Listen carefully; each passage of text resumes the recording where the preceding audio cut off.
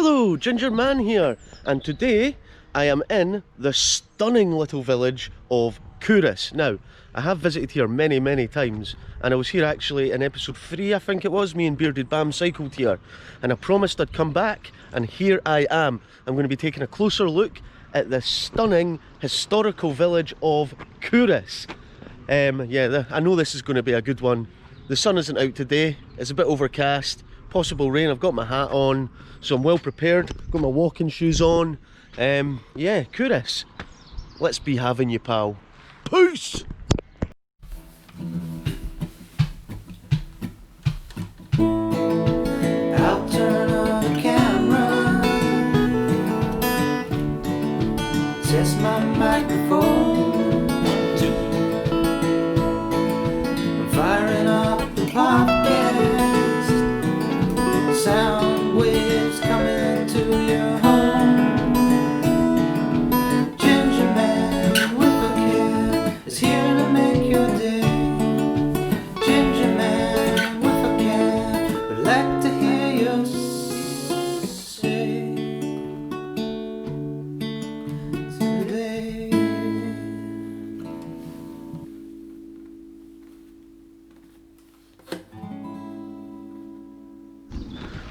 There we are, there's Culross. Just to, again, reiterate, Culross, pronounced Culross, has been a royal borough since 1588. The town's rich in cultural heritage and has been described as a living history lesson, with over 20 properties owned by the National Trust for Scotland. The buildings and winding cobble streets transport you back to the 16th and 17th century. Okay, so let's go on a 16th and 17th century history tour. I can already see a castle top up there, but I believe the castle is closed, but I think we can get into the garden, so onwards and upwards. Culross is the Hollywood on the 4th. Hollywood on the 4th. Breathing the air of the salty water which washed ashore, they knew to give birth to St Mungo, patron saint of Glasgow. Oh aye, what have we got here? Learning. Culross Palace, Culross Abbey. I'm assuming, is that the Abbey up on the hill there? Is that the Abbey? The Royal Borough of Culross, pronounced Culross, nestles in a hollow on the Fife side of the Firth of Forth known as Tory Bay.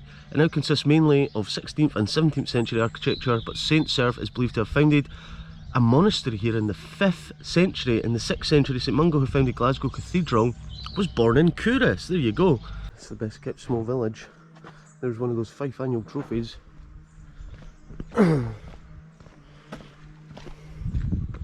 Now, when I was last here, I did do quite a big bit on this garden, so we'll pass it by today. But if you go back to episode 3 or 4, when we came to Culross on the bikes in the summer, you will see our bit on the garden. Oh, I'm not here to see the garden. We are here to explore Culross's history. If you took away the cars, you wouldn't think you were in 2020 walking around here. It does have that historical feel to it.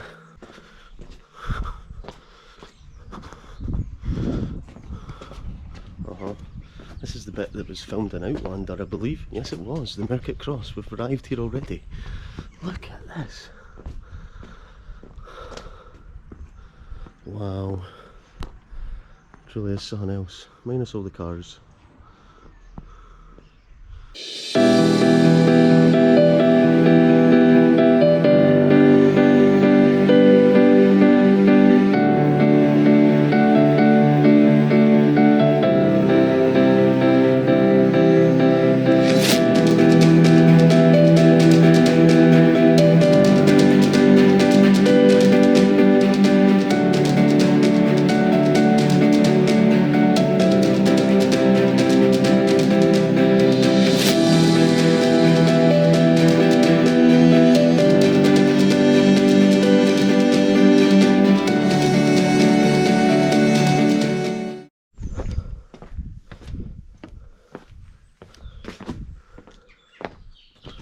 So, we're walking up Hag's Wynd.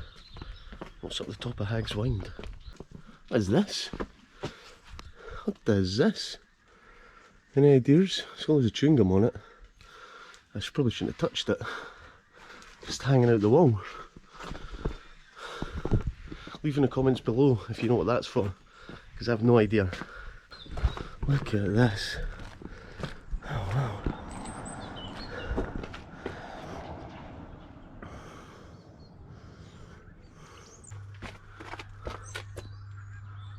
So we're just heading down Hanging Garden. It's an ominous name. We're just coming into Hanging Garden. This is where you would be hung if you were a bad man. Oh. Look at this. This is literally history walking. This is amazing. Oh wow. See, it's like, it kind of has a feel of Edinburgh in it, the old town of Edinburgh, except there's no tourists. Well, there can be tourists here, but not on a Thursday morning in October. Because yes, it is the 1st of October now. Bessie Bar Steps. They've got the coolest names here. Bessie Bar Steps. Oh, we've got Bessie's. Of Culross Palace. So I think this is Culross Palace here. Yeah, this is Culross Palace. Look at it. It's phenomenal.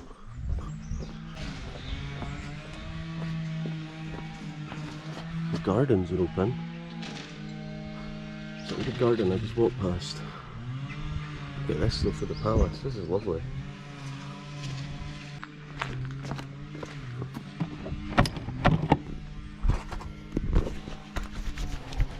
It's open. Okay, let's just go in.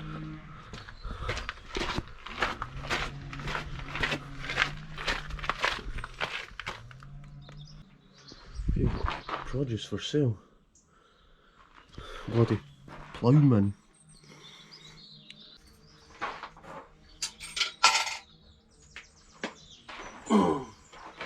Culross Palace Gardens has been reconstructed to resemble an early 17th century design. Our plants and produce are all growing using methods that gardeners would have practiced in the 1600s.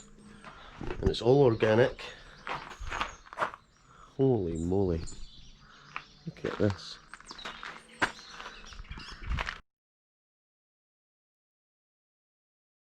Man, if you're in Culross, you've got to check this out, man. The place smells amazing.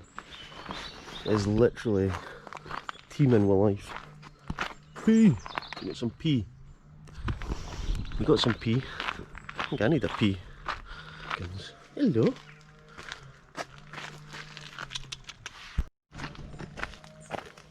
Hello. Hello. It's got its dumpy hens. Creepies, bakies and daddies, but their most enduring name is given them because of their short dumpy legs.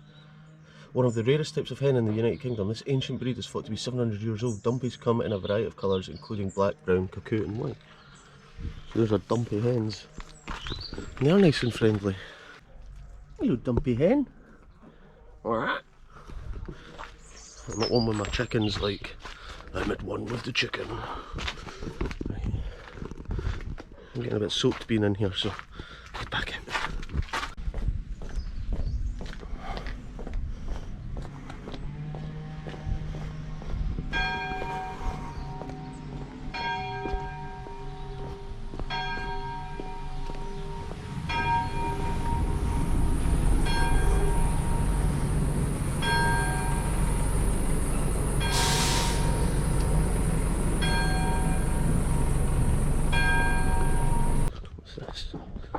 The Tron. Culross became a wealthy royal borough in the 16th century and its wealth produced by the coal and salt industries. The original Tron, the official borough weighbeam for weighing all produce, stood close to this town. Aha, so that's what this is. So there was even a pole across it like that, and then they'd weigh the scales back in the day. The Tron Master is depicted supervising the weighing of coals mined from the world's first offshore mining operation known as the Moat Pit. There you go, this mine had been created by Sir George Bruce around 1600. 1600. Wow, just imagine this. And then we've got this little statue to Thomas Cochrane, the 10th Earl of Dundonald. Admiral Thomas Cochrane, 1775 to 1860. Now he's got a statue of his head in Culross. Good on you, sir. Where's January house? The question is, where's February? There's a picnic area if you're here for the day on a sunny day. Get your Culross picnic on. Head to the swings.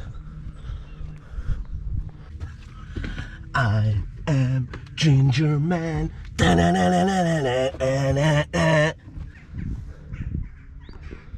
There's an outside ping pong table here.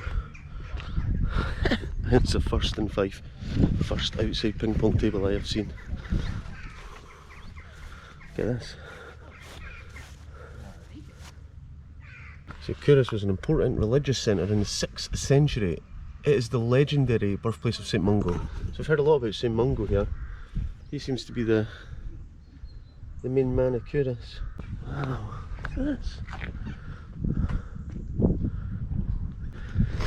Now here's the disused railway line that used to take all the coal up to Longannet up there, as you can see in the distance. And this goes all the way along the coast. All the way along. I think sometimes on these moody or cloudy days it adds that sort of ancient feel to somewhere. It's atmospheric. Cool, I think I can see the castle up ahead. I can definitely see a castle. Now we know, I've discussed in my Kirkcaldy episode, that Treeswings are moving aside for castles, and they're now calling me the castle prowler, the castle hunter. There's a path leading somewhere, let's see. Oh my days, I'm not joking, but I see something really cool. It's a freaking tree swing, and it looks like a high grade, high end, beautiful tree swing. The question is, how do we get to it? How do we get to it? The water has broke through the wall. Ah! The path is slightly flooding, shit. And it is slippery. But... oh days. This is a... this is what you go through to try and get to a legit stunning tree swing in Culross. I knew Culross wouldn't let me down. It's got castles and frickin' tree swings. You got work to get to them. Look what I'm traipsing through. Oh, look at this. It's got a chain. It's got locks on it. Whoa, it moves like.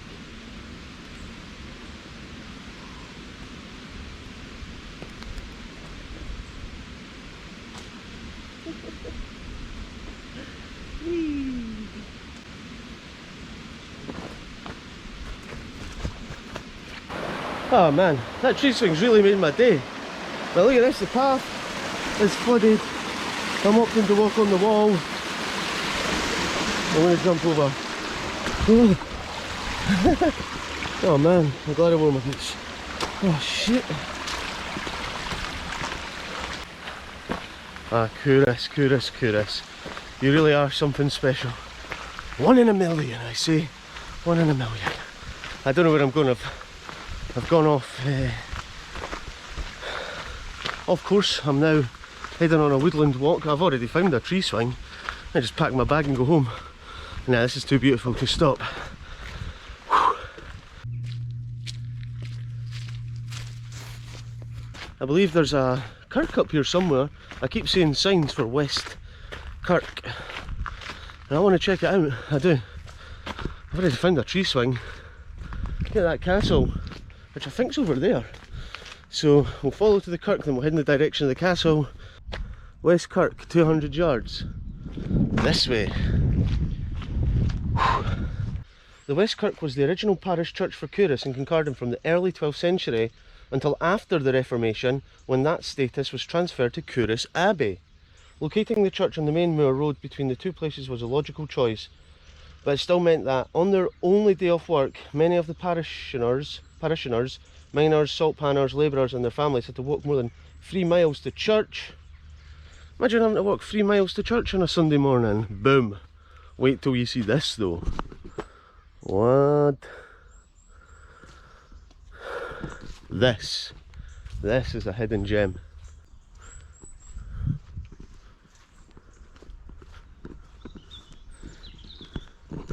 Culross doesn't really know when to stop giving you history. It's like, you want some history? Take it! Take all the history you can manage. We are Culross. Look at this. Oh wow. In memory of James Johnston, Esquire. 12th of August 1866. Man. Just imagine all the people gathering here for church on a Sunday. All the local workers trekking up that path that I just walked up from Culross with our Sunday bests on. You can even see some writing in the wall there. I can't see what it says though. I think it's Latin. I'm sorry, I don't know Latin. What? What have we got in here? Can we get in? Can I get in? James Dalgleish and Elizabeth Christian Johnson. I can't see the other names. Can I get in? It's locked. Is it locked? Can we get in from the other side? No, it's locked. On the road again. I just can't wait to get on the road again. So whilst I'm here, where would you like to see Gingerman go next? I get lots of people telling me things I should go see or things I've missed or whatnot. Yeah, and it's all about time and money and getting to places and all of that. So if you do like what I'm doing and you want to get involved, I'll add my Patreon link at the bottom. Go check it out, and it'll go a long way to helping me get to more places and keep this going, because we're having a lot of fun. Plague grave? Plague grave? I just seen a sign for a plague grave. I'm on it. Woo! I didn't know there was a plague grave here. Okay, so I found this little path. It said 700 yards. There's a plague grave. Which I guess in current pandemic times, it's fitting to go visit a plague grave. I've got these cool wee benches next to the signs. You know, just for the exhausted rambler. Oh, I'm tired from rambling. I'm going to take a bench. The Battle of Culross in 1038, King Duncan's army camped near here, prior to meeting a force of invaders led by Svein of Denmark. The actual battle was about a mile to the west near Bordy Farm, and the standard stone found there is thought to have supported the Scottish flag during the battle. The Danes won. These bloody Danes pursued Duncan's troops north and besieged them near Perth. Apparently, the locals fed the Danes bread and ale laced with deadly nightshade, which induced a deep sleep, enabling Macbeth to enter their camp and slaughter all but 10 of them. It was soon after this that Macbeth famously met the three witches on a heath near Forres. Boom! That is a sign. Grave. B&M kin. Gotta walk over this little plague grave step. There's a little plague grave bridge. Oh! This is cool. We're on the hunt for the plague grave. I was built a nice little walkway over this marshland. Oh aye, that's why. And this is why you go exploring, because again, I've been to Culross many times. I didn't know this existed. I did not know this existed. There we go. The plague grave. Oh jeez, I keep tripping up. Huh.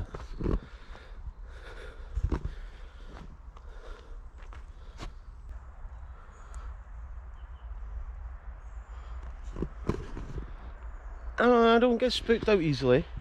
I can hear like crows fighting over there. Got a plague grave here.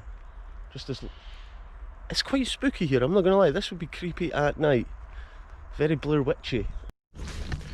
Why? Classic mushroom. Look at that red. It's pretty cool.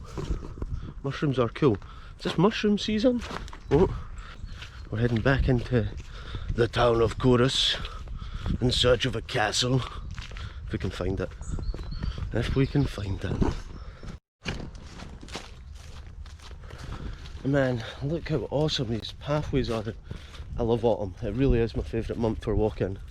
I like it most because it's nice and cool, it doesn't get too hot, the colours are absolutely ridiculous. This is just the minor downsides. It smells like horse manure, which can only mean it's that harvest time. Harvest time, the fields smell like horse shit. Oh, is that a castle? Is that a palace? Is that a house? I don't know what it is. I have no idea, but we're going to go check it out. It's sort of tower is peeking over the top of the tree canvas.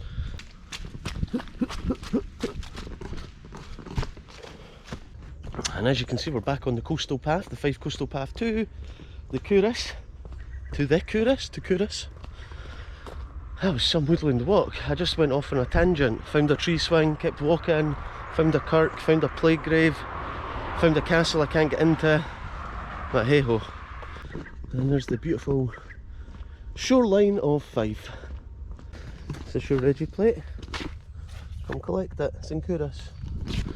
Okay, well, turns out that it is open. Done Marl Castle and Gardens. It's out that we can get into the castle. Turns out we can. Hello.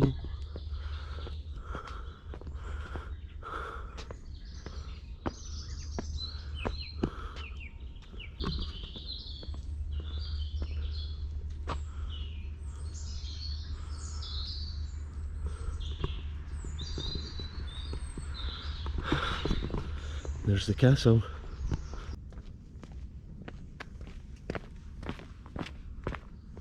We have found a castle and a tree swing in Culross. Basically, Culross is winning everything right now. Everything. Snowdrop walk. I feel like this is going to have to be a monster episode. Oh man.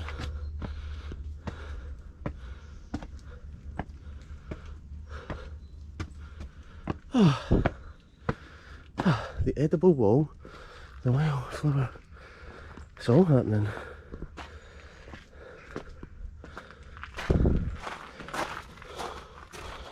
More sanitizer. There's maps. Oh wow.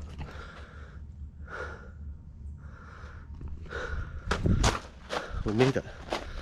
Didn't think we were going to make it to the castle, but turns out we made it. Look at this picnic spot.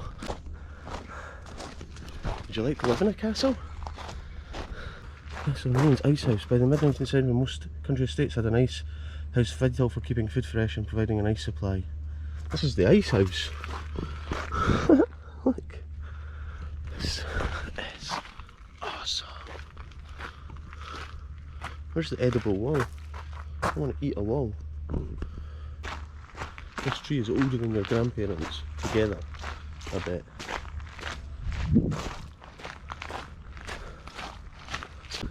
The south-facing castle and screen wall, with towers of regular intervals serving as stokeholes, was intended to grow soft fruits.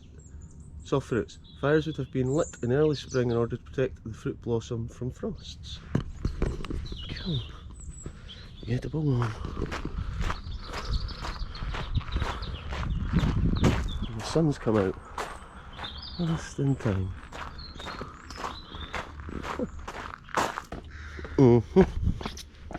Yeah, I give this castle 10 out of 10. I'm giving Culross 10 out of 10. I've had the best day so far. I've learnt loads. I've had a good walk. I've found a tree swing. I've found a castle. I mean, what else do you want? There's places to eat. Yeah. It's a must visit here. Must visit. Even the exit's good. Even the exit to the castle is just sublime. You go looking over the Forth.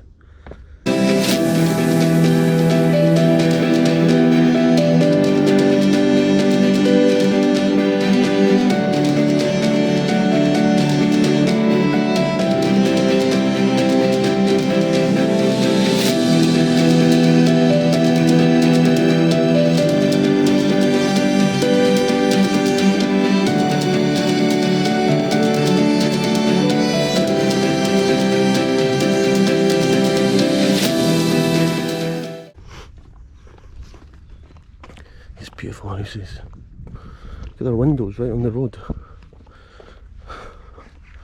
Bit cool doing your dishes. Just see the road level.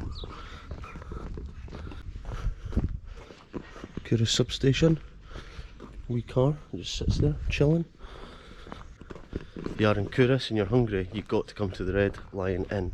It is phenomenal. What a place. It's one of my favourite places to eat in Fife, fact.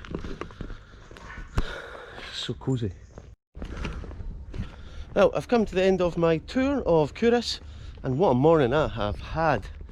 I mean, from Treeswings to castles to history, architecture, everything. This little village in Fife has it all, and it is really, really a phenomenal place to visit. I'm sure the people who live here feel blessed to live here. They really must, because this place is incredible. Yeah, as I say, I've spent many times coming to Culross to visit. I'm drawn to the place. I love history, so yeah, this place is just like a living, walking museum. It's just, I'm lost for words really, especially today after I went on a closer look and I've seen more of Culross than I ever have, and I'm even more blown away. And I still think there's more to see. I just don't have the time nor the belly to keep going because I'm hungry. So I'm going to head home, back to the car, get this edited up and get it out to you tomorrow. Anyway, Culross, what a day. Thank you so much for having me. Amazing. Peace.